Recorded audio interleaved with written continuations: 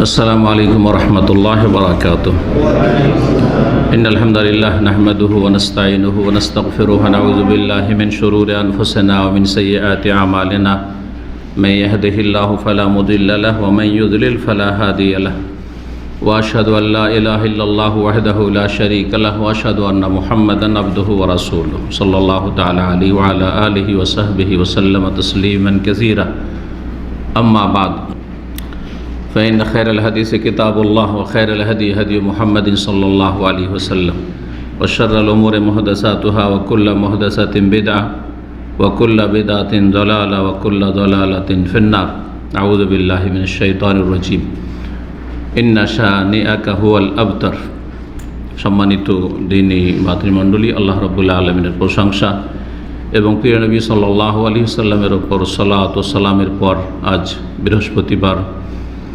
17ই জিলকাদা 1443 হিজরি মোতাবেক 16ই জুন 2022 আমাদের সাপ্তাহিক বিষয়ভিত্তিক আলোচনা, যার বিষয়বস্তু হচ্ছে প্রিয় নবী সাল্লাল্লাহু আলাইহি ওয়াসাল্লামের মর্যাদা। রাসূলুল্লাহ সাল্লাল্লাহু আলাইহি ওয়াসাল্লামের মর্যাদা সম্পর্কে বছরকে বছর যদি আলোচনা করা যায়, তবু তার যে বিভিন্ন দিক রয়েছে, আল্লাহ রাব্বুল আলামিনের কাছে তার মর্যাদা, তারপরে আল্লাহ রাব্বুল আলামিনের ফেরেশতা মালায়েকাদের কাছে তার মর্যাদা, আল্লাহর বান্দা মুমিন মুমিনাতদের কাছে তার মর্যাদা, বিশেষ করে সাহাবায়ে কেরামদের কাছে তার মর্যাদা, এইভাবে এক একটি করে যদি বর্ণনা করা যায় তাহলে তার বিভিন্ন দিক রয়েছে। এমনকি অমুসলিমরা রাসূলুল্লাহ সাল্লাল্লাহু আলাইহি ওয়াসাল্লাম সম্পর্কে যারা ন্যায়পরায়ণ অমুসলিম, তারাও যে সুন্দর সুন্দর চমৎকার মন্তব্য করেছেন, প্রশংসা করেছেন, সেসব বিভিন্ন দিক রয়েছে। তার সামান্য কিছু আমরা আজকে আলোচনা করব। রাসূলুল্লাহ সাল্লাল্লাহু আলাইহি ওয়াসাল্লামের কিছুটা হক আদায়ের উদ্দেশ্যে আমাদের ওপর তার হক অনেক রয়েছে। তার একটি গুরুত্বপূর্ণ হচ্ছে যে তার মর্যাদা সম্পর্কে জ্ঞান অর্জন করা, চর্চা করা, নিজে শিখা এবং অন্যদেরকে শেখানো, ইলম হাসিল করা।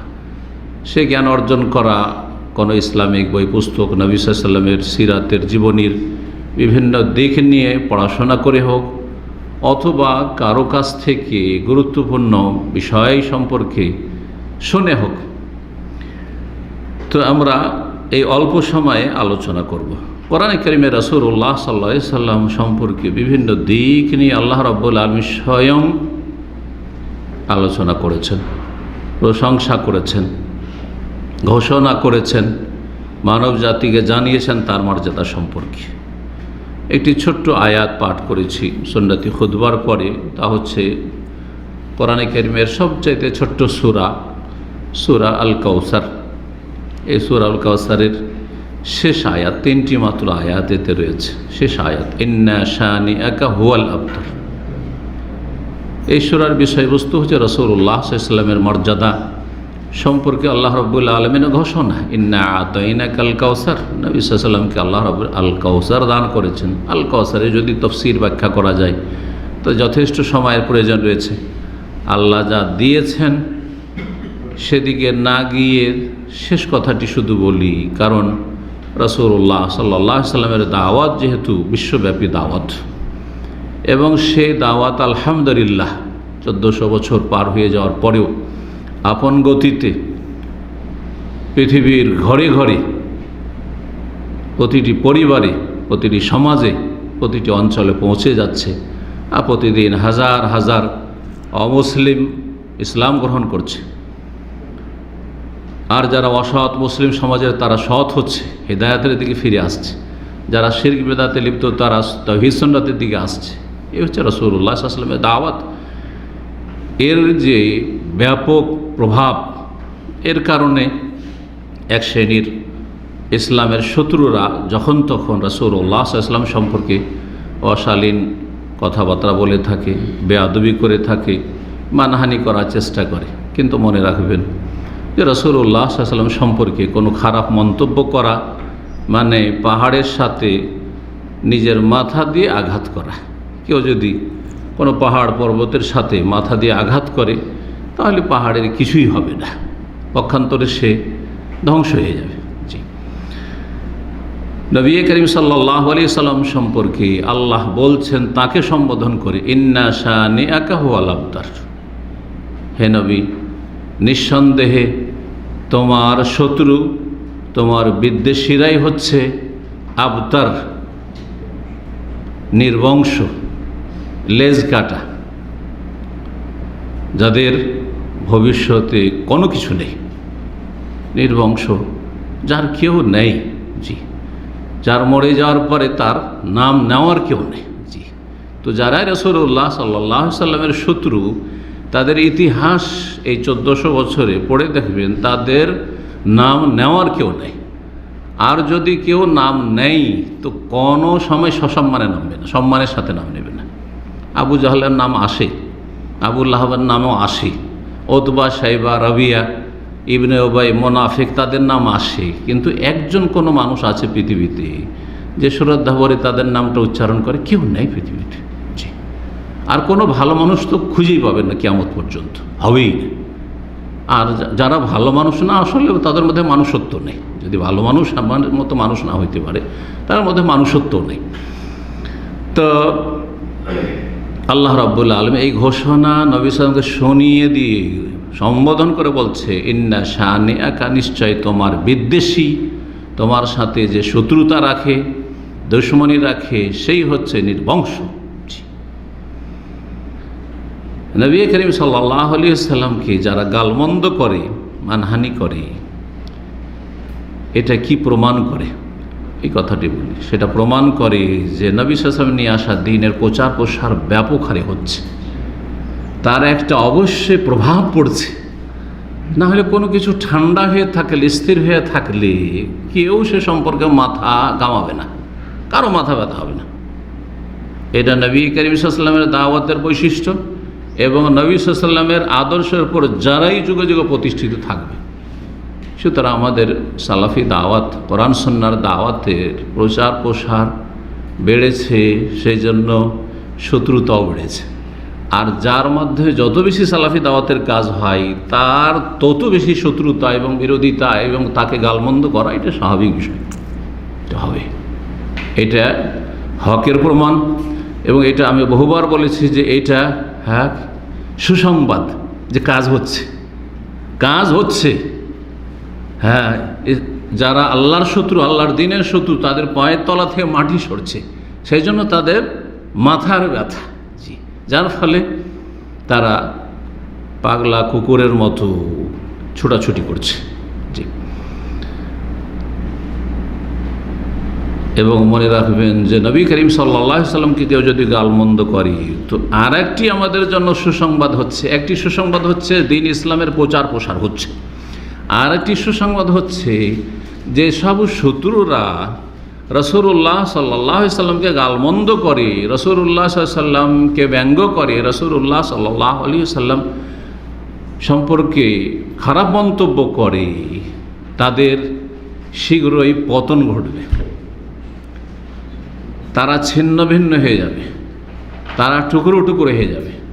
এটা 1400 বছর ইসলামের ইতিহাস প্রমাণ করে, রাসূলুল্লাহ সাল্লাল্লাহু আলাইহি সাল্লামের আমল থেকে শুরু করে আজ পর্যন্ত বহু নজির রয়েছে। নবী সাল্লাল্লাহু আলাইহি সাল্লামের জীবদ্দশায় সিরাতুন নবী থেকে একটি শিক্ষা নেন। নবী সাল্লাল্লাহু আলাইহি সাল্লাম যেসব রাজা বাদশাদেরকে চিঠি লিখেছিলেন, অধিকাংশ পজিটিভ ছিল। কেউ তো ইসলাম গ্রহণ করেছিল, কেউ ইসলাম গ্রহণ করেনি কিন্তু নমনীয়তা দেখিয়েছিল, কিছু উপঢৌকন দিয়ে সন্তুষ্ট করার চেষ্টা করেছিল। আবার অল্প কিছু ছিল যারা কী করেছিল, চরম শত্রুতা পোষণ করেছিল। যারা শত্রুতা পোষণ করেছিল তাদের এমন দুর্দশা হয়েছে, এমনভাবে তারা ধ্বংস হয়েছে, ছিন্ন ভিন্ন হয়ে গেছে। তার একটি হচ্ছে পারস্য সাম্রাজ্য, এই অগ্নিপূজকদের দেশ ইরান, তখনকার বৃহৎ ইরান, ইরাক সব মিলে নবী করিম সাল্লাল্লাহু আলাইহি ওয়াসাল্লামের চিঠিকে কী করেছিল, ছিঁড়ে ফেলে দিয়েছিল। ছিঁড়ে ফেলাকে মাজ্জাকে তামজিক বলা হয়, ছিঁড়ে ফেলে দিয়েছিল। দূত যে চিঠি নিয়ে গেছিলেন সাহাবী, তাকে অপমান অপদস্থ করে লাঞ্ছিত করেছিল। সেই রাজা খারাপ মন্তব্য করেছিল, তুচ্ছ-তাচ্ছিল্য করেছিল নবী সাল্লাল্লাহু আলাইহি ওয়াসাল্লাম এবং তার দূতকে। রাসূলুল্লাহ সাল্লাল্লাহু আলাইহি ওয়াসাল্লাম যখন সংবাদ পেলেন তখন বললেন, মাজ্জাকাল্লাহু মুলকাহু, যেমন আমার চিঠিকে ইসলামের দাওয়াত দিয়ে পাঠিয়েছি, সেই চিঠিকে ছিঁড়ে ফেলেছে, টুকরো টুকরো করেছে, আল্লাহ তাদের দেশকে টুকরো টুকরো ছিন্ন ভিন্ন করে দেখি। মাজজাক আল্লাহ মুলকাহ। মাত্র কয়েক বছর গিয়েছে, বেশি নয়। রাসূলুল্লাহ সাল্লাল্লাহু আলাইহি ওয়াসাল্লামের শেষ জামানায় চিঠি পাঠানো হয়েছে, তারপরে 2 বছর বা 3 বছর থেকেছেন নবী করিম সাল্লাল্লাহু আলাইহি ওয়াসাল্লাম। তারপরে আবু বকর সিদ্দিক রাদিয়াল্লাহু তাআলা আনহু জামানা হচ্ছে 2.5 বছর, 5 বছর গেল। তারপর আমিরুল মুমিনিন ওমর রাদিয়াল্লাহু তাআলা আনহুর জামানা, আর সেই জামানায় এই পারস্য দেশ টুকরো টুকরো হয়ে যায়, ছিন্ন ভিন্ন হয়ে যায়, কোনো অস্তিত্ব থাকে না। জি, বড় লাঞ্ছিত হয়ে, অসহায় হয়ে তারা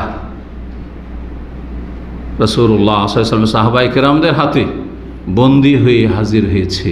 জি, এবং তার আগে বাপ রাজা, ছেলের হাতে খুন হয়েছে এই রাজার, আর বাপ ছেলেকে হত্যা করার জন্য বিষ ভরে রেখেছিল বোতলে, ঔষধের লেবেল লাগিয়ে সেটা খেয়ে বাপের কারণে, এই বাপের বিষ খেয়ে মনে করলো যে এটা তো ভালো ওষুধ, এটা তো খুব উপকারী আমার জন্য, এনার্জি ড্রিঙ্ক, সুতরাং সে ডকডক করে পান করেছে, বাপকে খুন করবে, সে হত্যা হয়েছে। তারপরে এক মহিলা রানী হয়েছিল, আর তারপরে নবী সাল্লাল্লাহু আলাইহি ওয়াসাল্লাম যখন খবর পেলেন, বললেন ইউফলিহা কওমুন ওয়াল্লাহু আমরুহুম বিমরাহ, ওই জাতি কখনো সফল না। বিশেষ করে বলা হয়েছে এই অগ্নিপূজক জাতি সম্পর্কে, ইরানি জাতি সম্পর্কে, যে সেই জাতি কখনো সফল হবে না যে জাতি আমার ইসলামের দাওয়াতের চিঠিকে ছিন্ন ভিন্ন করেছে, যেই জাতি আমার দূতকে অপমান অপদস্থ করেছে, যেই জাতি আমাকে গালমন্দ করেছে, যেই জাতি নারীকে নেত্রী হিসাবে বাছাই করেছে। আল্লাহু আমরুহুম বিমরাহ। তার কয়েক বছর পরে ওমর রাদিয়াল্লাহু তাআলা আমারে সে দেশ অস্তিত্ব হারিয়ে ফেলল, যেই দেশ ছিল একটি পরাশক্তি সেই যুগের। আজকালকার যুগের পৃথিবীর যে 2-3টি বড় শক্তি রয়েছে তার একটি। তো এই মর্মে ইবনে তাইমিয়া রাহিমাহুল্লাহ, শাইখুল ইসলাম বলছেন, মিন আজিবিল আমরি, অবাক হওয়ার বিষয়, আশ্চর্যজনক বিষয় হচ্ছে, আন্নাল মুসলিমিনা কানু ফি জিহাদিহিম, মুসলিমগণ জিহাদ ফি সাবিলিল্লাহ থাকতেন রাসূলুল্লাহ সাল্লাল্লাহু আলাইহি ওয়াসাল্লামের জামানায়, তারপরে জামানায় সাহাবায়ে খোলাফায়ে রাশেদিনের জামানায় বিশেষ করে, আর তারপরেও ইদা হাসারু হিসনান, কোনো দেশে কোনো এলাকায় গিয়ে কোনো দুর্গ যখন তারা অবরোধ করতেন, ঘেরাও করতেন, আওবালদাতান, অথবা কোনো শহরকে যখন অবরোধ করতেন, ফাসামিউ মিন আহলিহা সাবমাল রাসূলিল্লাহ সাল্লাল্লাহু আলাইহি ওয়াসাল্লাম, তারপরে তারা শুনতে পেতেন যে তারা রাসূলুল্লাহ সাল্লাল্লাহু আলাইহি ওয়াসাল্লামকে প্রতিক্রিয়া স্বরূপ গালমন্দ করছে, যে মুহাম্মদ রাসূলুল্লাহ সাল্লাল্লাহু আলাইহি ওয়াসাল্লাম উম্মতের লোকেরা আমাদের অবরোধ করেছে, আমাদের বিরুদ্ধে লড়াইয়ের জন্য এসেছে, গাল দেওয়া শুরু করত। যখন গাল দেওয়া শুরু করত এই কাফের জাতিগুলি বিভিন্ন দেশে যুগে যুগে, ইস্তাবশারু বিকুরবিল ফাতহে, ইবনে তাইমিয়া রাহিমাহুল্লাহ বলছেন, তখন তারা আনন্দিত হইত যে বিজয় আসন্ন হয়েছে, বিজয় আসন্ন হয়েছে, হ্যাঁ, খুব অচিরেই শীঘ্রই কি হবে, তারা নতি স্বীকার করবে, তারা স্যারেন্ডার করবে। সারেমুল মসলুল আলা শাতিম রসুল প্রসিদ্ধ কিতাব রয়েছে, ইবনে তাইমিয়া রাহিমাহুল্লাহ সেই কিতাবে তিনি উল্লেখ করেছেন। এখন যে বিষয়টি আলোচনা করব সেটা হচ্ছে আল্লাহ রাব্বুল আলামিনের কাছে প্রিয় রসুল সাল্লাল্লাহু আলাইহি ওয়াসাল্লামের মর্যাদা। আসলে বিষয়বস্তু আজকে রাসূলুল্লাহ সাল্লাল্লাহু আলাইহি ওয়াসাল্লামের মর্যাদা, আল্লাহর কাছে মর্যাদা। মহান আল্লাহর কাছে মর্যাদার প্রথম দিক হচ্ছে যে রাসূলুল্লাহ সাল্লাল্লাহু আলাইহি ওয়াসাল্লাম আল্লাহর নবী এবং রাসূল, আল্লাহর প্রেরিত নবী এবং রাসূল। জি, অনেকে আম্বিয়া নবী কিন্তু রাসূল নন, কিন্তু নবী সাল্লাল্লাহু আলাইহি ওয়াসাল্লাম নবী এবং রাসূল। শুধু তাই নয়, তিনি খাতামুল আম্বিয়া, সর্বশেষ নবী, সর্বশেষ রাসূল। লা নবিয়্যা বাদি, আমার পরে কোনো নবী আসবে না, আল্লাহ কোরআনে কারিমে ঘোষণা করেছেন। এবং তিনি সবচাইতে শ্রেষ্ঠ রাসূল আল্লাহ রাব্বুল আলামিনের। মহান আল্লাহ সূরা আহজাবের আয়াত নম্বর 40 ইরশাদ করেছেন, মা কানা মুহাম্মাদুন আবা আহাদিম মির রিজালিকুম ওয়ালাকিন রাসূলুল্লাহ ওয়া খাতামান নবিয়্যিন, মুহাম্মদ সাল্লাল্লাহু আলাইহি ওয়াসাল্লাম তোমাদের পুরুষদের কারো পিতা নন, পুরুষদের পিতা নন, তাহলে বোঝা যাচ্ছে মেয়েদের পিতা। এই জন্য বলা হয়েছে যে নবী সাল্লাল্লাহু আলাইহি ওয়াসাল্লামের মেয়ে ছিল 4টি, বড় হয়েছে তারা, 4 জনের বিয়ে হয়েছে। যদিও নবী সাল্লাল্লাহু জীবদ্দশায় কয়জন ইন্তেকাল করেছেন? 3 জনই ইন্তেকাল করেছেন। একমাত্র নবী সাল্লাল্লাহু ইন্তেকালের সময় একজন ছোট মেয়ে ফাতিমা রাদিয়াল্লাহু তাআলা আনহা রাদিয়াল্লাহু আনহুন্না জামিয়ান শুধু বেঁচে ছিলেন, তাও অল্প সময়, মাত্র 6 মাসের মতো। তো আল্লাহ বলছেন যে কোনো পুরুষের বাকি ছেলে সন্তান যেগুলো হয়েছিল ইব্রাহিম, কাসেম বা আরও যে নামগুলি এসেছে, আর তাইয়্যিব, তাহের বা আবদুল্লাহ, তো তারা ছোটতেই শৈশবেই ইন্তেকাল করেছেন রাদিয়াল্লাহু আনহুম আজমাইন। ওয়ালাকি রাসূল আল্লাহ, তবে তিনি হচ্ছেন আল্লাহর রসুল, আল্লাহ বলছেন। ও খাতামান নবীন, এবং সর্বশেষ রসুল, সর্বশেষ রসুল। সুতরাং যারা কাদিয়ানি তারা এইখানেই কাফের আয়াতের আলোকে, কারণ তারা মুহাম্মদ সাল্লাল্লাহু আলাইহি ওয়াসাল্লামের পরে মির্জা গোলাম আহমদ কাদিয়ানিকেও রসুল মনে করে। শাফাতের হাদিসে রয়েছে যে সমস্ত আম্বিয়া রসুলগণ অস্বীকার করবেন, সুপারিশ করা যাবে বৃহৎ শাফা, যেটা শাফাতে ওজবা। শেষখানে সমস্ত নবী একে এক এক এক করে যখন ওজর করবেন যে আমাদের দ্বারা হবে না, কোনখানে পৌঁছবেন? যাও শেষ নবী মুহাম্মদ সাল্লাল্লাহু আলাইহি ওয়াসাল্লামের কাছে চলে যাও। জি, এই মর্যাদা আল্লাহ রাব্বুল দিয়েছেন। শাফাত, বৃহৎ শাফাত একমাত্র রাসূলুল্লাহ সাল্লাল্লাহু সাথে খাস। ইয়া মুহাম্মদ ইরফা রাসাক, মাথা ওঠাও। ওয়াশফাতু শাফা, সুপারিশ করো, সুপারিশ কবুল করা হবে। ও আসালতুতা, চাও কি চাওয়ার রয়েছে তোমাকে দেওয়া হবে। সহিহ বুখারী মুসলিমের হাদিস রয়েছে। রাসূলুল্লাহ সাল্লাল্লাহু আলাইহি ওয়াসাল্লামের দ্বিতীয় বৈশিষ্ট্য মর্যাদা যা আল্লাহ দান করেছেন, বৈশিষ্ট্য অনেক রয়েছে। তা হচ্ছে রাসূলুল্লাহর রিসালাত হচ্ছে আন্তর্জাতিক রিসালাত, পেগাম, সারা বিশ্বব্যাপী পেগাম, সমস্ত মানুষের জন্য, কালো সাদা সকলের জন্য। যে কোনো জায়গার মানুষ হোক না কেন, সমস্ত মানুষের জন্য তাকে রাসূল করে পাঠানো হয়েছে। সুতরাং যার কাছে সংবাদ পৌঁছে গেছে, আর বর্তমান যুগে এমন কোনো ব্যক্তি নেই যার কাছে মুহাম্মদ সাল্লাল্লাহু আলাইহি ওয়াসাল্লামের দাওয়াত পৌঁছেনি, এমন কথা নেই। কেউ বলতে পারে যে অস্পষ্ট ছিল, কিন্তু সামনে বহুবার ভেসে উঠেছে। এই সোশ্যাল মিডিয়ার যুগে আর এই সায়েন্সের উন্নতির যুগে ঘরে ঘরে মুহাম্মদ সাল্লাল্লাহু আলাইহি ওয়াসাল্লামের নাম পৌঁছে গেছে। হ্যাঁ, কেউ শ্রদ্ধার সাথে সাদরে গ্রহণ করেছে দাওয়াত, আর কেউ অস্বীকার করেছে, কেউ উপেক্ষা করেছে, ইগনোর করেছে। সুতরাং যারা নবী সাল্লাল্লাহু দাওয়াতে সাড়া দেয়নি তারা অবশ্যই ফেসে যাবে, জাহান্নামের ইন্ধন হবে, এতে কোনো সন্দেহ নেই, কোনো সন্দেহ নেই। সূরা সাবার আয়াত নম্বর 28 আল্লাহ ইরশাদ করেছেন, ওমা আরসালনাকা ইল্লা কাফাতাল লিন্নাস, হে নবী তোমাকে আমি প্রেরণ করেছি একমাত্র রসুল করে, এমন এক রসুল কাফাতাল লিন্নাস, সমস্ত মানুষের জন্য। কোন রসুলকে আমি সমস্ত মানুষের জন্য প্রেরণ করিনি। আগে রসুলকে যতগুলি রসুল, অধিকাংশ নামগুলি কোরআন কারিমে এসেছে সব বনি ইসরায়েলদের জন্য। বনি ইসরায়েল ইয়াকুব আলাইহিস সালামের বংশধরের জন্য, মূসা, ঈসা, জাকারিয়া, ইয়াহইয়া, ইউসুফ, এইভাবে সমস্ত নবী।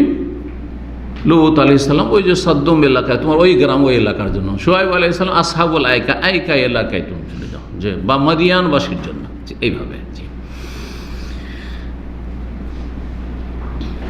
এই মর্মে কোরআন কারিমে বেশ কিছু আয়াত রয়েছে, তার মধ্যে আরেকটি আয়াত সূরা তাওবার, হুয়াল্লাযী আরসালা রাসূলাহু বিল হুদা ওয়া দীনিল হক লিইয়ুযহিরাহু আলা দীনি কুল্লিহি, আল্লাহ সেই সত্তা যিনি তার রসুলকে পাঠিয়েছেন বিল হুদা, হেদায়াত নিয়ে, সঠিক পথের দিক নির্দেশনা নিয়ে, ওয়া দীনিল হক, সত্য দিন নিয়ে। কিসের জন্য? লিইয়ুযহিরাহু আলা দীনি কুল্লিহি, যাতে সমস্ত দিনের উপর সেটাকে বিজয়ী করেন, শক্তিশালী করেন। সমস্ত দিন, পথ, মত, আদর্শ, মতবাদ আর ধর্ম, সমস্ত কিছুর ওপর আল্লাহ সেটাকে বিজয়ী করতে চান, এটা আল্লাহর ইচ্ছা। সুতরাং এই আল্লাহর ইচ্ছায় কোনো শক্তি বাধা দেওয়ার নেই, কোনো শক্তি বাধা দেওয়ার নাই।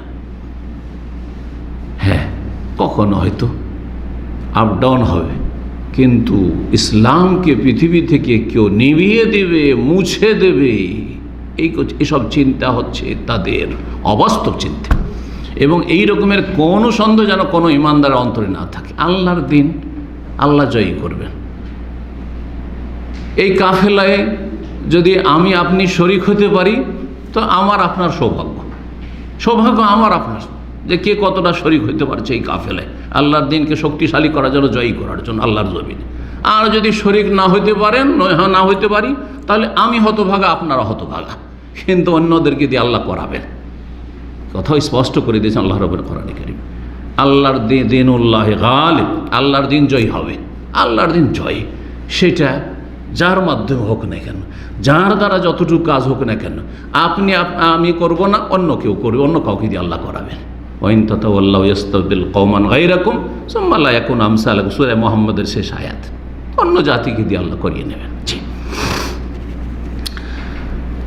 আল্লাহ রাব্বুল আলামিন সূরা আরাফের 158-তে বলেছেন, কুল, হে নবী বলে দাও, ইয়া আইয়ুহান নাস, হে মানব সকল, ইন্নী রাসূলুল্লাহ ইলাইকুম জামিয়া, আমি রাসূলুল্লাহ ইলাইকুম, তোমাদের জন্য। তোমাদের জন্য বললেই তো হইতো, কিন্তু কেউ ভাবতে তোমাদের জন্য মানে হয়তো আরবদের জন্য, তোমাদের জন্য মানে হচ্ছে যেহেতু নবী এশিয়াতে এসেছেন, আরব এশিয়াতে, তো এশিয়ানদের জন্য না, জামিয়া, সমস্ত মানুষের জন্য, সমস্ত, তোমাদের সমস্ত লোকের জন্য। ইউরোপ আর আমেরিকা, কানাডা, অস্ট্রেলিয়া আর ভারত, যেখানকারই, আরব, অনারব, যেখানকারই হোক না কেন, আফ্রিকা, সমস্ত মানুষের জন্য তোমাকে আমি রাসূল করেছি। তুমি ঘোষণা করে দাও, জানিয়ে দাও মানুষকে, ইন্নী রাসূলুল্লাহ ইলাইকুম জামিয়া। 3 নম্বর মর্যাদার দিক যা আল্লাহ দান করেছেন তাকে, যে ইহকাল পরকালে তাকে সবচেয়ে বেশি সম্মানিত করেছেন। দুনিয়া তো সবচেয়ে বেশি সম্মানিত, আর আখিরাত তো সবচাইতে সম্মানিত। পৃথিবীতে এমন কোনো মানুষ দেখান যে নবী সাল্লাল্লাহু আলাইহি ওয়াসাল্লামের চাইতে বেশি তার নাম উচ্চারণ হচ্ছে, কোথাও খুঁজে পাবেন, কোথাও খুঁজে পাবেন। পৃথিবীতে কোনো পুস্তক দেখান যেই পুস্তক কোরআনে কারিমের চাইতে বেশি তেলাওয়াত হচ্ছে, পাঠ করা হচ্ছে, পৃথিবীতে কোথাও খুঁজে পাবেন। কোনো এমন ব্যক্তি দেখান যেই ব্যক্তির নাম ছাড়া দিন পার হয় না, কিন্তু নবী সাল্লাল্লাহু আলাইহি ওয়াসাল্লামের নাম ছাড়া দিন পার হবে না। আল্লাহর পরে নবী সাল্লাল্লাহু আলাইহি ওয়াসাল্লামের নাম উল্লেখ করতেই হবে, না হলে ফরজ সালাত আদায় হবে না, আজান হবে না, একামত হবে না। জি, আর যদি আজান না হয়, একামত না হয়, ফরজ সালাত না হয়, তো মুসলিম না। জি, আর পৃথিবীকে আল্লাহ রাব্বুল এমনভাবে সাজিয়েছেন যে একদল সালাত শেষ করছে, তো আর এক দলের সালাতের সময় শুরু হচ্ছে। 24 ঘন্টা সালাত চলতি আছে। এক জায়গায় সালাত শেষ হলো, এখানে যদি দামামা শেষ হয়, এখান থেকে 25-50 কিলোমিটার পশ্চিম দিকে চলে যান, দেখবেন যে ওইদিকে এখন জোহরের সালাত চলছে, তাই কি না? আমাদের সালাত শেষ করার পরে দেখবেন যদি টেলিফোন করে, রিয়াদের টেলিফোন, দেখবেন ওরা সালাতে আছে, কারণ আমাদের 15-20 মিনিট লেগেছে, 15 মিনিটের পার্থক্য করেছে, তখন সেখানে সালাত। 20-25 মিনিট পরে দেখেন তো আল কাসিমের সালাত চলছে। এইভাবে আল্লাহু আকবার সব সময়।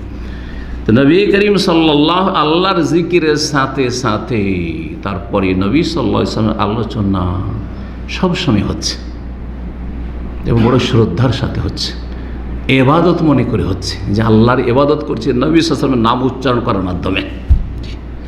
আল্লাহর এবাদত করছি, নবীর এবাদত করি না। কেউ যদি নবীর এবাদত করে, তো এইখানে বাড়াবাড়ি করে দিয়ে ইসলাম হারিয়ে দিল, ইমান হারিয়ে দিল। এবাদত আল্লাহর করছি, কিন্তু নবী সাল্লাল্লাহু আলাইহি ওয়াসাল্লামের নাম উল্লেখ করা ছাড়া আল্লাহর এবাদত হবে না।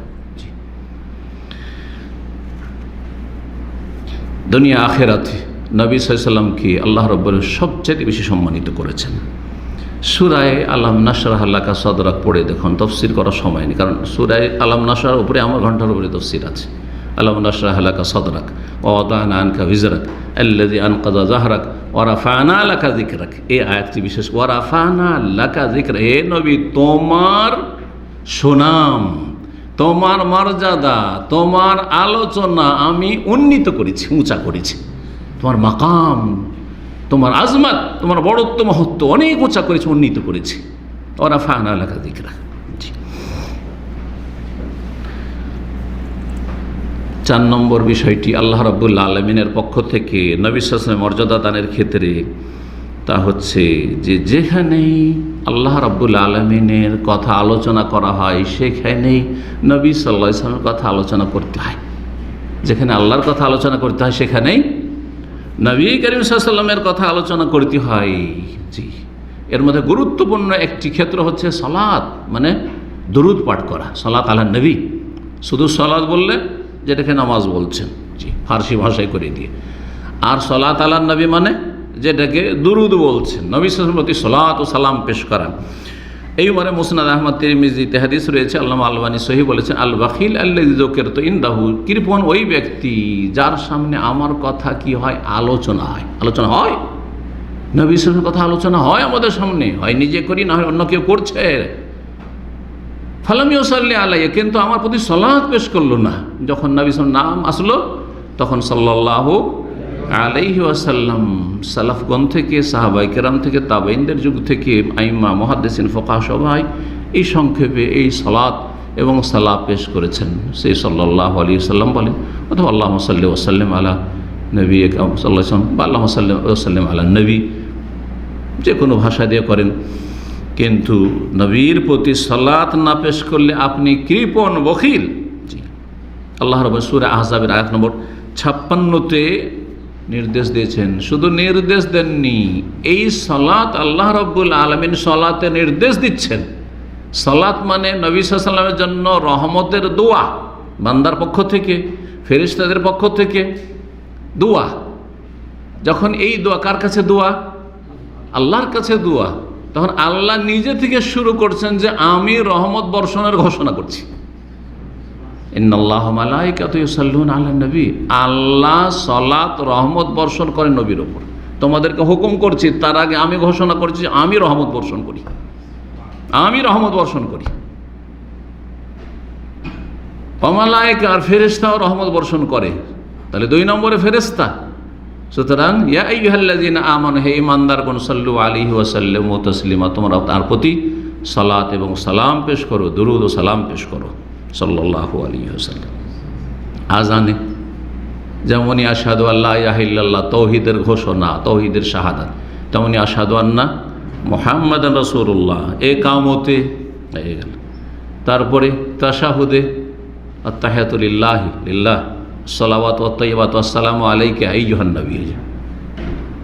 হ্যাঁ, আল্লাহর জন্য তাহিয়াত, ইবাদত, বন্দেগী, যাবতীয় ইবাদত বন্দেগী। আর তারপরে আসসালামু আলাইকা আইয়ুহান নবী ওয়া রাহমাতুল্লাহ। সালাম হলো আল্লাহ দুটো হুকুম করে, সালাত বলছে আল্লাহুম্মা সাল্লি আলা মুহাম্মদ ওয়া আলা আলি মুহাম্মদ, আল্লাহুম্মা বারিক আলা মুহাম্মদ ওয়া আলা আলি মুহাম্মদ। জি, ইন্নাকা হামিদুম মাজিদ। তাশাহুদ, খুতবায়, যে কোনো খুতবায় আশহাদু আল্লা ইলাহা ইল্লাল্লাহ ওয়া আশহাদু আন্না মুহাম্মাদান আবদুহু ওয়া রাসূলুহু। জি, সেই সুন্নতি খুতবা, খুতবাতুল হাজাই, সেই জুমার খুতবা হোক, ঈদের খুতবা হোক, ইসলামী কোনো আলোচনা হোক, এমনকি সাধারণ যে কোনো আলোচনাও যদি গঠনমূলক কোনো আলোচনা শুরু করেন, সেখানে একটা মজলিস, এমনি মজলিস হচ্ছে, হ্যাঁ, বিচার সালিস হচ্ছে, সেখানেও ইসলামী আদব হচ্ছে, সেখানে আল্লাহর জিকির আজকার হবে, আল্লাহর প্রশংসা হবে, হামদ সানা দিয়ে শুরু হবে, এবং নবী সাল্লাল্লাহু আলাইহি ওয়াসাল্লামের প্রতি সেখানে সালাত ও সালাম পেশ করা হবে শুরুতে। এটা সবচাইতে উত্তম। আর শেষখানে কমপক্ষে একবার, এটা অত্যন্ত জরুরি, না হলে সেই মজলিসে কোনো বরকত নাই, যেমন নবী সাল্লাল্লাহু আলাইহি ওয়াসাল্লামের হাদিস রয়েছে। রাসূলুল্লাহ সাল্লাল্লাহু আলাইহি ওয়াসাল্লামের মর্যাদার 4টি দিক বললাম আল্লাহর কাছে। এখন মুমিনদের কাছে আল্লাহ রাব্বুল আলামিন যে মর্যাদা রেখেছেন রাসূলুল্লাহ সাল্লাল্লাহু আলাইহি ওয়াসাল্লাম, সে সম্পর্কে বলি। আল্লাহ রাব্বুল যে মুমিনদের কাছে, ঈমানদার মুমিন মুসলিমদের কাছে মর্যাদা দিয়েছেন, তার একটি হচ্ছে যে মহান আল্লাহ তাদেরকে নির্দেশ দিয়েছেন, ঈমানদারদেরকে, যে নবী সাল্লাল্লাহু আলাইহি ওয়াসাল্লামের নিঃশর্ত আনুগত্য করবে। এমন পৃথিবীতে কেউ নাই যে নিঃশর্ত আপনার কথা মানি, বাপ, তারপর শর্ত সাপেক্ষ মানি। হ্যাঁ, আল্লাহর বিধান সামনে রেখে কথা বলেন, যদি জায়েজ বলেন তো মানি, অবশ্যই জায়েজ, ফরজ না, ওয়াজিব না, সুন্নত না, মুস্তাহাব না, হ্যাঁ, জায়েজ কাজ। যাও বাবা, আজ অমুক জায়গাতে যাও, হেঁটে এসে যাও, হেঁটে আসা কোনো স্বভাবের কাজ না, যাও এক্সারসাইজ করে এসো। হ্যাঁ, যা একটু যাও অমুক জিনিসটা আমার জন্য কিনে নিয়ে এসো। হ্যাঁ, ওই যে জায়েজ কাজ, জরুরি না যে ওইটাই, যেটা বলেছে সেটাই। আপনি সেখানে নিজে মাতাব্বরি করবেন না যে না আমি এটাকে পছন্দ করি, সুতরাং আব্বা আম্মা যেটা বলেছে, না, বাপ যেটা বলেছে সেটি, কিন্তু জায়েজ হইতে হবে। কিন্তু না জায়েজ যদি বলে, যা ওর সাথে মারামারি করে আয়, যা ওর বাড়িতে চুরি করে আয়, ডাকাতি করে, করবেন। কিন্তু রাসূলুল্লাহ সাল্লাল্লাহু আলাইহি ওয়াসাল্লাম সম্পর্কে তাআতুন মুতলাকা, কোনো ইমাম, কোনো আলেমের অন্ধ অনুসরণ করা যাবে? হারাম। তার রাসূলের মর্যাদা দিয়ে দিলেন। এখানে বিভ্রান্ত হয়েছে যারা মযহাবের গোঁড়ামিতে ডুবে রয়েছে, অন্ধত্বে ডুবে আছে, তাকলিদে সাক্ষীতে ডুবে আছে, রাসূলের মর্যাদা দিয়েছে আর শিরক বিরিসালাতে শরীক করে ফেলেছে। এটা শিরক রেসালাতে, যখন রেসালাতে রসুলের সাথে শরিক করে রসুলের স্তর দিয়ে দিলেন কোন একজন আলেমকে, ইমামকে, তখন রসুল যেহেতু আল্লাহর পক্ষ থেকে দিন বর্ণনা করে, দিন জানিয়ে দেওয়ার জন্য প্রতিনিধি, তাহলে আপনি আল্লাহর সাথে শরিক করে দিলেন। তো রেসালাতে শিরক করার কারণে আল্লাহর সাথে শরিক হয়ে গেল। আমি অমুকের কথা সবগুলি মানব, তিনি ভুল করতেই পারেন না, এই কথা বলে এটা শিরক। রসুলের সাথেও শিরক আর আল্লাহর সাথেও শিরক। কারণ ওহি একমাত্র আল্লাহ প্রেরণ করেছেন, আর কার কাছে প্রেরণ করেছেন? একমাত্র রাসূলুল্লাহ সাল্লাল্লাহু আলাইহি ওয়াসাল্লামের কাছে প্রেরণ করেছেন। আপনি যাকে বলে যান না তিনি ভুল করতেই পারেন না, এই মযহাবে ভুল হতেই পারে না, এই পীর সাহেবের ভুল হতেই পারে না, তাহলে তাকে তো রসুল করে দিলেন আপনি। জি, এই জন্য এটি ভালো করে মনে রাখবে এই দুটি কথা, যে রেসালাতেও শিরক আর উলুহিয়াতে শিরক। আল্লাহর বিধান মানার ক্ষেত্রে শিরক, আপনি মানুষের কথাকে আল্লাহর বিধান বানিয়ে দিলেন। জি, তো আল্লাহ রাব্বুল আলামিন মুমিনদেরকে নির্দেশ দিয়েছেন যে নিঃশর্ত আনুগত্য করবে এবং তার আদেশ নিষেধের পাবন্দি করবে। যা বলেছেন তা করতে হবে, যা নিষেধ করেছেন বেঁচে থাকতে হবে। মহান আল্লাহ সূরা নিসার আয়াত ৮০-তে বলছেন, মাই ইউতির রাসূলা ফাকাদ আতা আল্লাহ, যে রাসূল সাল্লাল্লাহু আলাইহি ওয়াসাল্লামের আনুগত্য করবে সে আল্লাহর আনুগত্য করবে। রসুলকে মানা মানে, আনুগত্য মানে কি? সহজ ভাষায় মানা, সহজ ভাষায়, কারণ অনেকেই অর্থ করতে পারে না, পরীক্ষা করে দিয়েছে। আনুগত্য মানে কি? বলছে অনুসরণ। না, অনুসরণ হচ্ছে ইত্তেবা, অনুসরণের পিছনে পিছনে চলা। আর আনুগত্য মানে হচ্ছে মানা। যে রসুলকে মানলো সাল্লাল্লাহু আলাইহি ওয়াসাল্লাম, সে কাকে মানলো? আল্লাহকে মানলো। কিন্তু যে কোনো ইমামকে মানলো, কোনো আলেমকে মানলো, কোনো শাইখকে মানলো, সে আল্লাহকে মানলো, একই না। হতে পারে ভুল, হতে পারে ভুল, ওই কথাটি মোটেই না। এত বড় মর্যাদা কাউকে দেওয়া হয়নি। জি, আল্লাহ রাব্বুল আলামিন আর বলেছেন, ওমা আতাকুমুর রাসূলু ফাখুযুহু, যা রাসূল দিয়েছেন তা নেও, ওমা নাহাকুম আনহু, যা নিষেধ করেছেন ফান্তাহু, বিরত থাকো। ২ নম্বর, মুমিনদের কাছে মর্যাদা রাসূলুল্লাহ সাল্লাল্লাহু আলাইহি ওয়াসাল্লামের, যে আল্লাহ রাব্বুল আলামিন মুমিন মুসলিম যারা তাদেরকে পরীক্ষা করেছেন। একটা পরীক্ষা আছে আমাদের, আল্লাহর কাছে পরীক্ষা আছে। সেই পরীক্ষা হচ্ছে যে তুমি সত্যি কি রাসূল সাল্লাল্লাহু আলাইহি ওয়াসাল্লামকে ভালোবাসো? তো ভালোবাসলে ভালোবাসার পরীক্ষা দিতে হবে। এই ভালোবাসার পরীক্ষা প্রশ্ন কি? কে বলতে পারে? নবী সাল্লাল্লাহু আলাইহি ওয়াসাল্লামকে সবচেয়ে বেশি ভালোবাসতে হবে, জানা আছে কি না? সবচেয়ে বেশি নিজের চাইতো কি না? নিজের বাপ মায়ের চাইতো কি না? স্ত্রী ছেলে মেয়ের চাইতো কি না? ওয়ান্নাসে আজমাইন, না হলে সত্যিকার অর্থে মুমিন হতে পারবেন না। ধন সম্পদ চাইতেও বেশি রসুলকে ভালোবাসতে হবে। এটা সবাই এই ক্ষেত্রে একমত। বেদাত করলো একমত, আর সুন্নতের অনুসারী হইল একমত, ঠিক কি না? হ্যাঁ, মাজারে সিজদা করলো একমত যে রসুলকে সবচেয়ে বেশি ভালোবাসতে হবে। এই মাসলায় কোনো ইখতিলাফ নেই। কিন্তু এটার বাস্তবায়নে গিয়ে ভুল করছে মানুষ। কিন্তু এই কথায় আমরা সকলে একমত, সকল মুসলিম একমত। কারণ আল্লাহ রাব্বুল আলামিন এই একটা প্রশ্ন দিয়ে পরীক্ষা করেছে, রসুলকে সবচেয়ে বেশি ভালোবাসতে হবে। আর সেই ভালোবাসার পরীক্ষার প্রশ্ন হচ্ছে কি? ইত্তেবা, অনুসরণ করা। যে যত বেশি রাসূলুল্লাহ সাল্লাল্লাহু আলাইহি ওয়াসাল্লামের পেছনে পেছনে চলবে, সাথে থাকবে, সে তত বেশি ভালো রেজাল্ট করবে। আর যে যত বেশি পিছিয়ে থাকবে, যত বেশি এগিয়ে থাকবে, সে ফেল করবে। যে যত বেশি পিছিয়ে যাবে, যে যত বেশি এগিয়ে যাবে, কি করবে? ফেল করবে। এগিয়ে যাওয়ার পিছিয়ে যায় পার্থক্য আছে। এগিয়ে যায় কারা? রাসূলুল্লাহ সাল্লাল্লাহু আলাইহি ওয়াসাল্লাম থেকে যারা বেদাত করে, ধর্মের নামে যারা কি করে? শিরক বেদাত করে। নবী সাল্লাল্লাহু আলাইহি ওয়াসাল্লাম শিরককে মুছে দেওয়ার জন্য এসেছিলেন, বেদাতকে মুছে দেওয়ার জন্য এসে যারা এগিয়ে চলে গেল, বেশি পণ্ডিতি করলো, যে না আমাদের জন্য এতটা যথেষ্ট না, আরও বেশি করতে হবে। আমাদের জন্য তাকবীরে তাহরিমা দিয়ে সালাত শুরু করা যথেষ্ট না, আমাদেরকে জায়নামাজের দোয়া পড়তে হবে, নিয়ত পড়তে হবে, ইক্তাদাত বিহাজাল ইমাম পড়তে হবে। আমাদের জন্য সালাম ফিরলে সালাত শেষ হয় না, এখনো বাকি। কি করতে হবে? সম্মিলিত মোনাজাত করতে হবে, মাথায় হাত দিতে হবে, একটা বিদাতি দোয়া পড়তে হবে। আচ্ছা, না নেই? তা আগে বেড়ে গেল। বেশি আগে বাড়লেও পথভ্রষ্ট, আর বেশি পিছিয়ে যায় কারা? যারা আল্লাহর পক্ষ থেকে যেই দিনের ফরজ ওয়াজিব নিয়ে এসেছেন আর হারাম নাজায়েজ নিয়ে এসেছেন, সেটার পাবন্দি করে না, বিভিন্ন হারামে জড়িয়ে আছে, বিভিন্ন ফরজ ওয়াজিব ছেড়ে দিচ্ছে। হ্যাঁ, তারা কি পিছিয়ে আছে? পিছিয়ে থাকলেও পরীক্ষা ফেল, আর এগিয়ে গেলেও পরীক্ষায় ফেল। তাহলে কি করার হুকুম আছে? সাথে সাথে ইত্তেবা মানে ফলো করে চলা, অনুসরণ সাথে সাথে থাকতে হবে।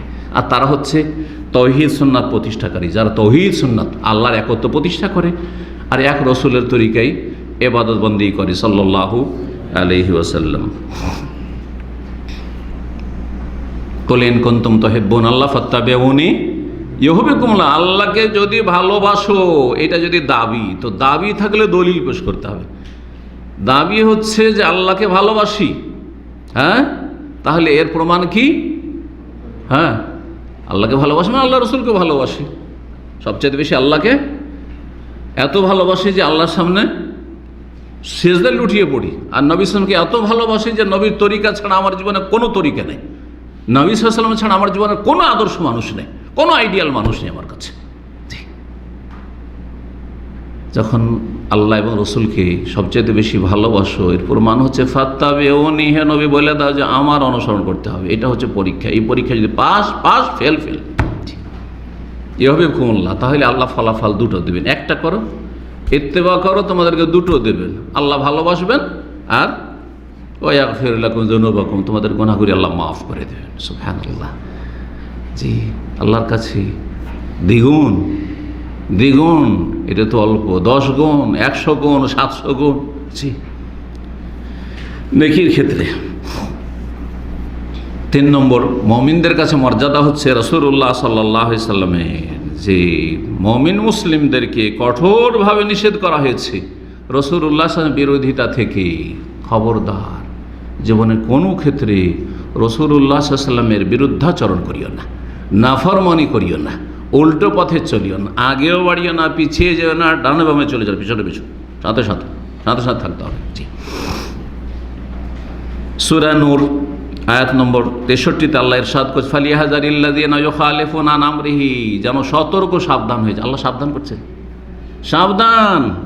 জি, সতর্কবাণী উচ্চারণ করছেন। ফালিয়াহযারিল্লাযীনা ইউখালিফুনা আন আমরিহি, সতর্ক সাবধান যেন তারা হয়ে যায় যারা রাসূলুল্লাহ সাল্লাল্লাহু আলাইহি সাল্লামের আদর্শের আদেশ নিষেধের কি করে? বিরুদ্ধাচরণ করে, নাফরমানি করে। কি থেকে সাবধান? আন তুসিবাহুম ফিতনা, যদি বিরোধিতা করো, উল্টা চলো, তাহলে হয় ফিতনায় আপতিত হবে, ফিতনা এসে পড়বে তোমাদের ওপর, আও ইউসিবাহুম আযাবুন আলীম, অথবা মর্মান্তিক বেদনাদায়ক আযাব তোমাদের ওপর এসে পড়বে। জি, ফিতনা দুনিয়ার শাস্তি, একটি তাফসীর। ফিতনা হচ্ছে দুনিয়ার শাস্তি, আর আযাবুন আলীম হচ্ছে পরকালের শাস্তি। আর একটি হচ্ছে ফিতনা মানে গুমরাহ হয়ে যাও, কারণ রাসূলের বিরোধিতা করবে সে গুমরাহ পথভ্রষ্ট হয়ে যাবে। আর সবচেয়ে বড় ফিতনা হচ্ছে ধর্মীয় ফিতনা। দিনের ক্ষেত্রে যদি কেউ বিভ্রান্ত হয়ে যায়, তো দুনিয়ার ধন দৌলত থেকে লাভ নেই, দুনিয়ার রাজত্ব থেকে কোনো লাভ নেই, কারণ একদিন মরবেই, রাজাও মরবে, ধীরাজাও মরবে, পয়সাওয়ালা ধনাঢ্য মরবে, জাহান্নামে যাবে। কারণ দিন ইসলামের ক্ষেত্রে কী হয়ে গেছে? ফিতনায় পড়ে গেছে। যার দিন হারিয়ে গেল তার সব হারিয়ে গেল। 4 নম্বর বিষয়, মুমিনদের কাছে রাসূলুল্লাহ সাল্লাল্লাহু আলাইহি ওয়াসাল্লাম মর্যাদার হচ্ছে যে মহান আল্লাহ রাব্বুল আলামিন মুমিনদের নির্দেশ দিয়েছেন যে রাসূলুল্লাহ সাল্লাল্লাহু আলাইহি ওয়াসাল্লামের যথাযথ সম্মান করবে, মর্যাদা দেবে এবং যথাসাধ্য সাহায্য করবে। নবী সাল্লাল্লাহু আলাইহি ওয়াসাল্লামের জীবদ্দশায় সাহায্যের ধরন অন্যরকম ছিল। তার পাশে থেকে জিহাদ ফি সাবিলিল্লাহ করেছেন, ডানে বামে ডাকতেই হাজির। এখন কিছুটা পরিবর্তন হইল, বেশ কিছু বিষয় রয়েছে সেগুলির ক্ষেত্রে আপন অবস্থায় ঠিক আছে। যেমন নবী সাল্লাল্লাহু আলাইহি ওয়াসাল্লাম, সাহাবায়ে কেরামগণ নবী সাল্লাল্লাহু আলাইহি ওয়াসাল্লামকে সবচেয়ে বেশি ভালোবেসেছেন। জি, ঠিক না? নবী সাল্লাল্লাহু আলাইহি ওয়াসাল্লামকে সবচেয়ে বেশি শ্রদ্ধা করেছেন, বাপ মায়ের চাইতে বেশি শ্রদ্ধা করেছেন। জি, একজন মহিলা স্বামীর চাইতে বেশি, একজন ছেলে মেয়ে বাপের মায়ের চাইতে বেশি ভালোবেসেছে। জি, নবী সাল্লাল্লাহু আলাইহি ওয়াসাল্লামের প্রতি বেশি বেশি সালাত ও সালাম, দরুদ ও সালাম পেশ করেছেন। আছে না না এগুলো? নবী সাল্লাল্লাহু আলাইহি ওয়াসাল্লামের পদে পদে প্রতিটি ক্ষেত্রে অনুসরণ করেছেন। নবী সাল্লাল্লাহু আলাইহি ওয়াসাল্লামের নিঃশর্ত আনুগত্য করেছেন, নবীকে মেনেছেন। এগুলো সাহাবারা করেছেন না করেননি? তারা আমাদের জন্য আদর্শ। কেমন করে মানতে হবে রাসূলুল্লাহ সাল্লাল্লাহু আলাইহি ওয়াসাল্লামকে? জি, মানার ধরনটা কেমন হইতে হবে এবং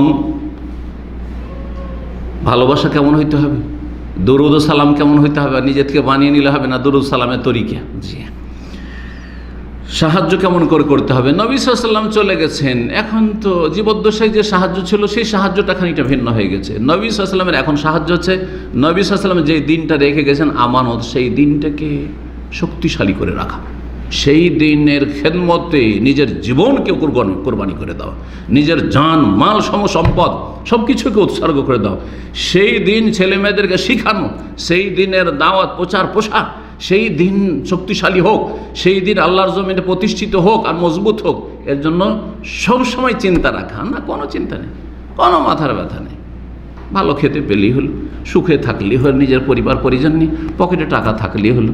না না না, এ হচ্ছে অন্য জীবন, এটা ইসলামী জীবন নয়। তো আল্লাহ রাব্বুল এই মর্মে সূরাতুল ফাতহের আয়াত নম্বর 9 বলেছে, লিতুমিনু বিল্লাহি ওয়া রাসূলিহি, যাতে করে তোমরা আল্লাহর প্রতি ঈমান নিয়ে আসো, তার রাসূলের প্রতি ঈমান নিয়ে আসো, ওয়া তুআজ্জিরুহু, এবং নবীকে সাহায্য করো, ওয়া তুওয়াক্কিরুহু, নবীকে সম্মান করো, শ্রদ্ধা করো। তার নবীকে সম্মান করার জন্য আল্লাহ পাঠিয়েছেন, নবীকে সাহায্য করার জন্য আল্লাহ পাঠিয়েছেন। ওয়া তুসাব্বিহু বুকরাতাও ওয়া আসাকাল, আল্লাহর তসবিহ করো, আল্লাহর তসবিহ করবে, আল্লাহর প্রতি ঈমান নিয়ে আসবে, রসুলের প্রতি ঈমান, রসুলের সাহায্য করা, রসুল সাল্লাল্লাহু আলাইহি সাল্লামের শ্রদ্ধা সম্মান করা। জি, এই মর্যাদা আল্লাহ দিয়েছেন। আল্লাহর পক্ষ থেকে ঘোষণা যে মুমিন মুসলিম হয়ে থাকতে হইলে এই কাজগুলি করতে হবে। 5 নম্বর বিষয়, মুমিনদের কাছে নবী সাল্লাল্লাহু আলাইহি মর্যাদার ক্ষেত্রে যে নবী সাল্লাল্লাহু আলাইহি সাল্লামের সাথে কথা বলার সময় তার কাছে থাকলে অথবা তার এমনকি কবরের কাছে গেলেও, নবী সাল্লাল্লাহু আলাইহি ওয়াসাল্লামের বাবার কবরের কাছে গেলেও আদবের সাথে সেখানে, আর আদব হচ্ছে সুন্নাহ অনুযায়ী সেখানে গিয়ে সালাত ও সালাম পেশ করা, বেদাতি কাজ করা বেয়াদবি। চিন্তা কর, নবী সাল্লাল্লাহু আলাইহি ওয়াসাল্লামের সামনে যদি কেউ যদি নবীর বিরোধিতা করতো, বেয়াদবি না?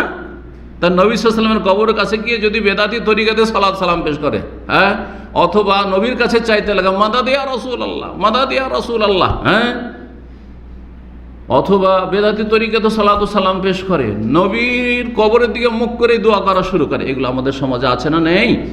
জি, যদি এখানে বাধা না থাকতো তাহলে তাই করতো, কিবলার দিকে কখনো ঘুরতো না, বরং কবরকে সামনে করে সালাত পড়তো। এমন এক যুগ ছিল তুর্কি আমলে, কবরকে চারিদিক থেকে ঘিরে, মায়েশার ঘরকে, যেই ঘরে কবর রয়েছে সেই ঘরকে সামনে করে চারিদিক থেকে সেজদা করতো।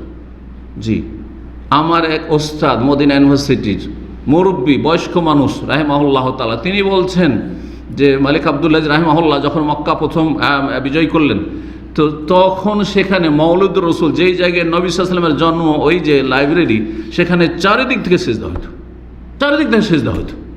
এসব শিরক কুফরি এখান থেকে উৎখাত করেছে আলে সৌদ হাফেজাহুমুল্লাহ তাআলা, যারা দুনিয়া থেকে চলে আল্লাহ রহম করেন, জান্নাতুল ফেরদৌস উচ্চ স্থান দান করেন, এবং যারা দুনিয়াতে আছেন আল্লাহ তাদেরকে দিনের উপর প্রতিষ্ঠিত রাখেন, দিনের খাদেম হিসেবে আল্লাহ যেন কবুল করেন এবং তাদেরকে আরও বেশি ভালো ভালো কাজের তৌফিক দান করেন। আল্লাহ রাব্বুল আলামিন তাদের সার্বিক হেফাজত করেন, এই দেশের আল্লাহ হেফাজত করেন। তো নবী সাল্লাল্লাহু আলাইহি ওয়াসাল্লামের সামনে আদবের খেয়াল রাখা, নবী সাল্লাল্লাহু আলাইহি ওয়াসাল্লামের সামনে, এখন নবী সাল্লাল্লাহু আলাইহি ওয়াসাল্লামের সামনে নেই, কিন্তু নবী সাল্লাল্লাহু আলাইহি ওয়াসাল্লামের কথা আলোচনা করা হচ্ছে, এইদিকে কোরআনে কারীমের তেলাওয়াত হচ্ছে, ওইদিকে মোবাইল টিপি করছেন, হ্যাঁ, এইদিকে হাদিসের কথা আলোচনা করা হচ্ছে, ওইদিকে পিছনে বসে আপনি হ্যাঁ ফেসবুক দেখছেন, আর কিছু দেখছেন, অথবা ঘুমাচ্ছেন আপনি। এগুলো আদব নয়, নবী সাল্লাল্লাহু আলাইহি ওয়াসাল্লামের কথা আলোচনা হচ্ছে। তো নবী সাল্লাল্লাহু আলাইহি ওয়াসাল্লামের সামনে আদবের খেয়াল রাখা, সূরা হুজুরাতের 8 নম্বর 2 আল্লাহ রাব্বুল এই কথা বলেছেন। জি, তারপরে যে বিষয়টি বলবো সেটা হচ্ছে যে নবী সাল্লাল্লাহু আলাইহি ওয়াসাল্লামের দুশমন থাকবে, কারণ আল্লাহ এটা সৃষ্টিগত বিধান, আল্লাহর পক্ষ থেকে সৃষ্টিগত বিধান হচ্ছে যে সুন্নাতুল্লাহ আল কৌনিয়া, যে আল্লাহ রাব্বুল আলামিনের এটা হচ্ছে নীতিমালা পৃথিবীতে, যে যত বেশি ভালো মানুষ, যে যত বেশি ভালো কাজ করেছেন, তার এক শ্রেণীর মানুষ শয়তান দুশমন থাকবে আর জিন শয়তান দুশমন থাকবে। কোরআনে কারীমে আল্লাহ এই কথাই ঘোষণা করেছেন, ওয়া কাযালিকা জাআলনা লিকুল্লি নাবিয়্যিন আদুওয়ান শায়াতিনাল ইনসি ওয়াল জিন। আল্লাহ বলছেন যে এইভাবেই আমি জাআলনা লিকুল্লি নবী, প্রত্যেক নবীর জন্য আমি নিযুক্ত করেছি, তৈরি করেছি, সৃষ্টি করেছি, আদুওয়ান মানে দুশমন, শত্রু, হ্যাঁ, শায়াতিনাল ইনস মানুষ শয়তান থেকে আর জিন শয়তান থেকে। তো নবী সাল্লাল্লাহু আলাইহি ওয়াসাল্লামকে যারা গালমন্দ করে, নবী সাল্লাল্লাহু আলাইহি ওয়াসাল্লামের যারা অবমাননা করে, মানহানি করে, নবী সাল্লাল্লাহু আলাইহি ওয়াসাল্লামকে তুচ্ছ-তাচ্ছিল্য করে, তারা হচ্ছে শায়াতিনুল ইনস, মানুষ শয়তান। আর জিন শয়তান তাদেরকে পরিচিত করার জন্য, ওয়াসওয়াসা দেওয়ার জন্য, যেগুলো কর তাহলে তুই একটা হিরো হইতে পারবি, তুই একটা খ্যাতি লাভ করবি, তুই একটা আরও কিছু পাবি দুনিয়ার, হ্যাঁ তোর প্রোটেকশনের ব্যবস্থা হয়ে যাবে, ইত্যাদি ইত্যাদি। কারণ আজকাল তো বুঝতে পারছেন, ইসলামের সূত্রা এরকম কোনো লোক যদি কিছু একটা করতে পারে, বিশেষ করে মুসলিম সমাজে যতগুলি এইরকম মোরতাদ হয়েছে আর ইসলামের বিরুদ্ধে বলেছে, রুশ দিকে পশ্চিমা দেশে কীরকম নিরাপত্তা দেওয়া আছে, আর তাকে কি পুরস্কার দেওয়া হচ্ছে, এই বছর তাকে পুরস্কৃত করা হইল, কথা বুঝতে পারছেন? জি হ্যাঁ। তো এইসবের জন্য শয়তান, যে জিন শয়তান রয়েছে, পরিচিত করে ওয়াসওয়াসা দেয় যে তুই এটা কর, তাহলে তুই ওদের কাছে, কাফেরদের কাছে হিরো হয়ে যেতে পারবি, অথবা অমুকদের কাছে হিরো হয়ে যেতে পারবি, আর তোকে কেউ চেনে না, তোকে সারা বিশ্ব চিনে নেবে, এইভাবেই খ্যাতি। জি, ভালোকে চেনে আর মন্দকে চেনে। কেউ ভালো করে মানুষের কাছে সুপরিচিতি লাভ করতে চায়, আর কেউ মন্দ করে পরিচিতি লাভ করতে চায় অসৎদের কাছে, সেটাই ভালো, অসৎদের কাছে সেই তাতে ভালো। জি। তো আল্লাহ রাব্বুল আলামিন যথেষ্ট কিসের জন্য? এই সমস্ত অনিষ্ট থেকে এবং সমস্ত দুশমন থেকে রক্ষার জন্য। এই মর্মে আল্লাহ রাব্বুল ইরশাদ, ইন্নাকা ফাইনাকাল মুস্তাহজিন, হে নবী আমি তোমার জন্য যথেষ্ট যারা তোমাকে ব্যঙ্গকারী, তোমাকে উপহাসকারী, তোমাকে নিজের ঠাট্টা রসিকতা করে, তোমার যারা মানহানি করে, তাদের অনিষ্ট থেকে তোমার হেফাজতের জন্য এবং তাদের অনিষ্ট তাদের মুখে ছুড়ে দেওয়ার জন্য, তাদেরকে ক্ষতিগ্রস্ত করার জন্য আমি যথেষ্ট। আল্লাহ যথেষ্ট। আরে আমরা কিছু করতে পারি আর না পারি, খালি বেশি মুখে বললে লাভ নেই, বললেন আর কিছুই করতে পারলেন না, হইচই করলেন, শেষ পরিণাম দেখা গেল যে না আপনাদের এতে কিছু হয়নি। কিন্তু রব্বুল আলামিন যথেষ্ট। ইন্না রাব্বাকা লাবিল মিরসাদ। এর মর্মে দিয়ে একটি ঘটনা শোনেন, তাহলে বুঝতে পারবেন।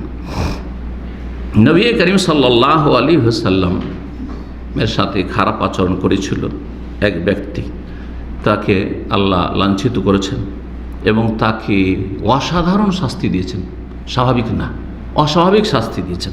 আনাস রাদিয়াল্লাহু তাআলা আনহু থেকে এই মর্মে একটি হাদিস রয়েছে, কানা মিন্না রাজুলুন বনি নাজ্জার, বনু নাজ্জার বংশের একটা লোক ছিল, তার মানে মদিনার লোক ছিল সে।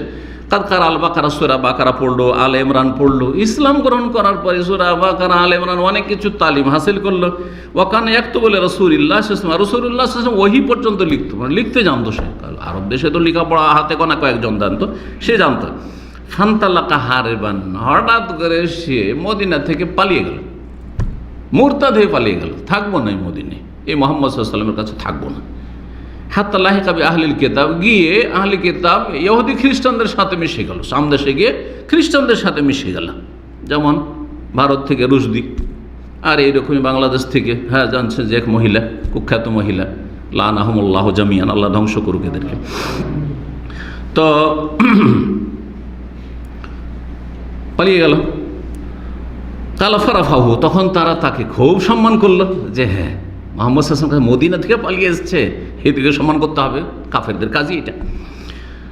কালু হাযা কানা ইয়াকতুলে মুহাম্মদ, এ মুহাম্মদ সাল্লাল্লাহু আলাইহি ওয়াসাল্লামের খুব ঘনিষ্ঠ ব্যক্তি ছিল, ডান হাত ছিল, এর নবী মুহাম্মদ সাল্লাল্লাহু আলাইহি ওয়াসাল্লামের ওহী লিখতো, যে ওহীগুলি নাজিল হইতো কোরআনে কারীম সেগুলি লিখতো। ফাউজিবু বহি, তারা খুব আনন্দিত, খুব ভালো কথা। তো ঘনিষ্ঠ ব্যক্তিকে যদি পেয়ে যায়, ঘনিষ্ঠ ব্যক্তিকে যদি পেয়ে যায়, তো দুশ্মনরা কিন্তু ছোঁ মেরে নেওয়ার জন্য বসে থাকে, যারা শত্রু তারা ছোঁ মেরে নেওয়ার জন্য বসে থাকে। কারণ ঘনিষ্ঠ ব্যক্তি কিন্তু আপ ডাউন মানুষের জীবনে সব জানছে, যে কোনো ব্যক্তি সম্পর্কে। আমার সাথে যারা ঘনিষ্ঠ, একেবারে ঘনিষ্ঠ, তারা আমার যে ত্রুটিগুলো আছে জানছে, কিন্তু যারা দূরের এক আধ ঘন্টার জন্য দেখা সাক্ষাৎ আসলো, সালাম দোয়া জানতে পারবে না কিন্তু, ঠিক কিনা?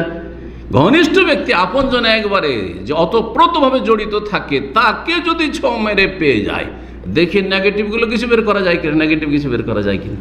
এটা হচ্ছে মানুষের বদস্বভাব, অসৎ মানুষের বদস্বভাব। তো খুব খুশি তারা। ফামালাবেস আনকাসাম আল্লাহ অনুকাহু ফিহিম, হঠাৎ করে সেই লোকটিকে আল্লাহ ধ্বংস করে দিল, মরে গেল। ফাহাফারুল্লাহু, তখন তাকে দাফন করার জন্য মাটি খনন করলো, কবর খনন, ফাওয়ারুহ, মাটিতে ঢেকে দিল। কিন্তু সুবহানাল্লাহ, ফাসবাহাতিল আরযু কাদ নাবাযাত আলা ওয়াজহিহা, মাটিতে দাফন করে এসছে, আর তারপরে সকালে দেখছে যে মাটির ওপরে লাশ পড়ে আছে। সুম্মা আদু, আবার মাটি খনন করলো, কবর খনন করলো। ফাহাফারুল্লাহু, গর্ত খনন করে সেখানে ফাওয়ারুও, তারপরে মাটি দিয়ে ঢেকে দিল। ফাসবাহাতিল আরদ, সকাল হয়েছে, আবার জমিন তাকে উগলে ফেলে দিয়েছে। আল্লাহু আকবার, জমিন তাকে উগলে ফেলে দিয়েছে। কাদ নাবাজাত আলা ওয়াজহিহা, কয়েকবার করে এরকম হলো। কয়েকবার হওয়ার পর দেখলো যে আর কাজ হবে না, এই চরম অপরাধ। কাফেরও বুঝতে পেরেছে, যারা আশ্রয় দিয়েছিল তারা বুঝতে পেরেছে যে চরম অপরাধী, সেই জন্য মাটি একে গ্রহণ করছে না, জমিন একে গ্রহণ করছেন না, মাটি নিজের পেটে রাখতে চায় না। জি, আল্লাহু আকবার। ফাতারাকুহু মানবুজান, তখন তাকে এমনি ফেলে রেখে দিল, যা পশু পাখিতে নুচে খেয়ে নি। সহি মুসলিমের হাদিস, সহি মুসলিমের হাদিস। জি, সুতরাং আল্লাহ রাব্বুল কাছে এমন কোনো কিছুই মুশকিল না। ওমা যালিকা আলাল্লাহি বিআজিজ।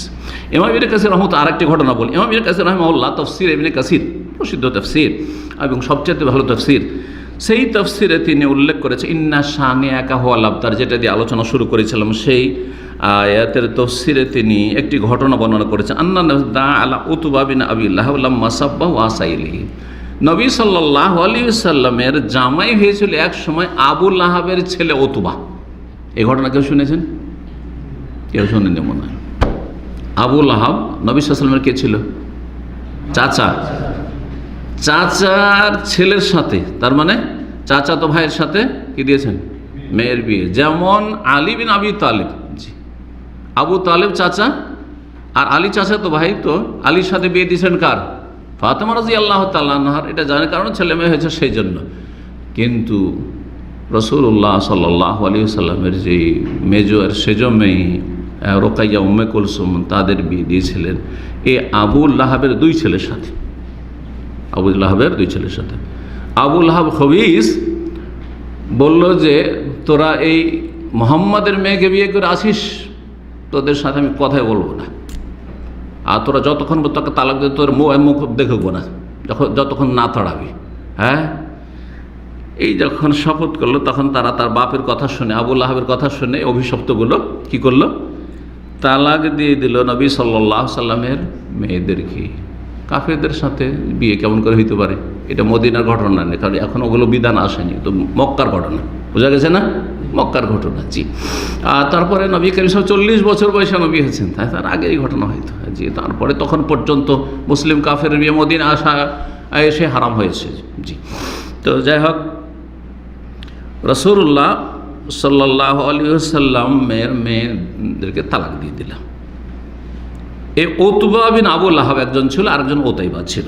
এই উতবা, আবু লাহাবের ছেলে উতবা শুধু তালাকই দিল না, বড়ই লাঞ্ছিত অবদস্থ করলো মেয়েকে, এমনকি মেয়ের বাবা তুলে গাল দিল, নবী সাল্লাল্লাহু আলাইহি ওয়াসাল্লামকে গালমন্দ করলো এবং নবী সাল্লাল্লাহু আলাইহি ওয়াসাল্লামের সাথে খারাপ আচরণ করলো।